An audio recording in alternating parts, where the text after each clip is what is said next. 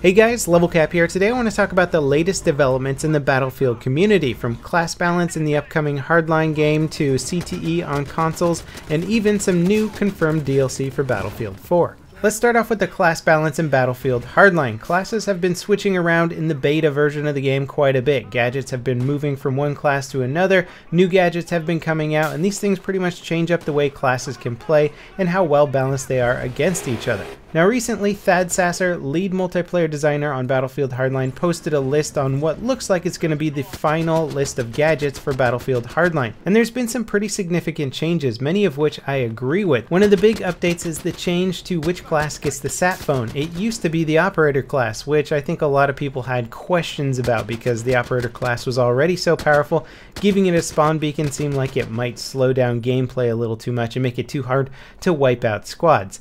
Now the spawn beacon has been switched over to the mechanic class, which seems like it's going to be one of the more underused class in general, so they're trying to give it more reasons for players to actually play it. They've also given the mechanic exclusivity to the armored insert, essentially a defensive field upgrade from Battlefield 4.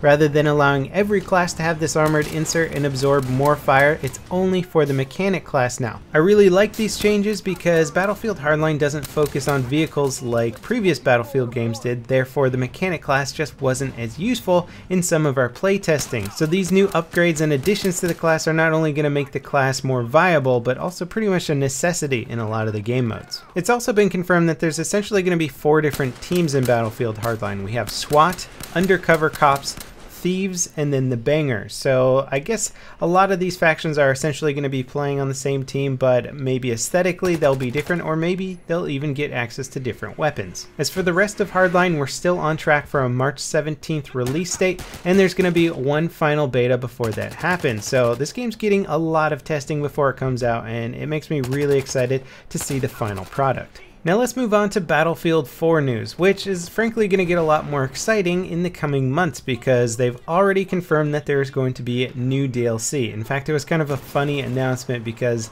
DICE was like, we have a big announcement to make. We are confirming that there's going to be more content for Battlefield 4. And then they didn't tell us anything else about what that content would be. So it was sort of like them announcing that they were going to make a future announcement at some point.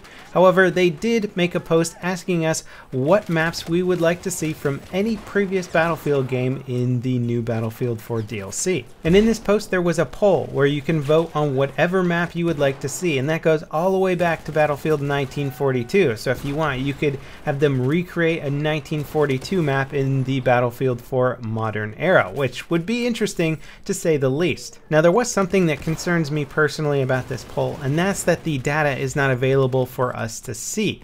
Normally when you vote on a poll, it usually gives you the statistics of, oh look, so many people voted on this map, so many people voted on that map. This time that information is hidden from the public.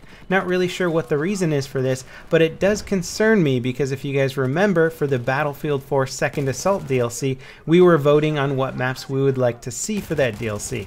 And basically the results of that poll did not match up with what we actually got. Had DICE actually taken the 4 most voted maps instead of getting Firestorm and Gulf of Oman, we would have gotten Grand Bazaar and Strike at Karkand. If you go back and look at the poll information now, you can actually see that there were 7 other maps that were higher voted than Gulf of Oman and Firestorm. So it's pretty clear that DICE didn't follow the poll the first time around. They got a bit of backlash from the community, and I really hope that same thing isn't happening again. Now in the world of Battlefield CTE, there's been some good developments, and for those of you who are not familiar with CTE, that is Community Test Environment, the version of Battlefield 4 that allows players to basically go in, test out newer versions of the game and give feedback and decide if that's a feature we want in future patches. And a really cool update on CTE is that it's finally in development for the console platform. It's not out yet, but hopefully soon. This means that anybody on a console with premium Battlefield 4 is basically going to be able to download the latest version of CTE and give feedback and basically contribute. No longer will it be a PC only club. Now CTE is working on a lot of cool things lately. One of them is a skill-based team balancer system. I'm not exactly sure how this is going to work,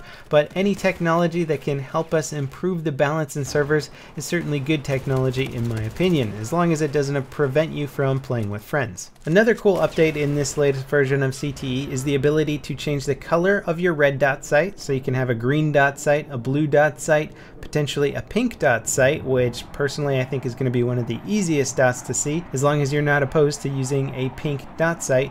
You can also change the color of your hipfire crosshair. You can basically increase the thickness of the crosshair so it's easier to see. In addition to that, we're having a lot of color options come in for our hit markers. We're going to have different colors for body shots, for headshots, and for kill shots. So you can pick all these different colors to basically give you a lot of information about how much damage you're doing to your opponent. In previous Battlefield games, we'd have things like audio cues, like kind of a ping sound if you got a headshot in Bad Company 2. That would kind of let you know how many times you had to shoot an opponent before he was going to die.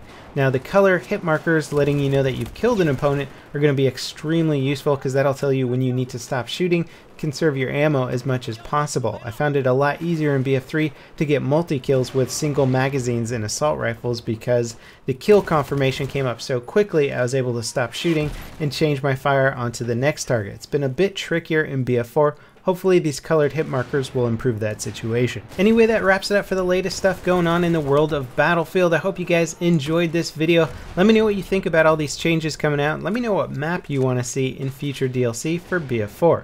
As always guys, thanks for watching, and I'll see you next time. This is LevelCap signing off.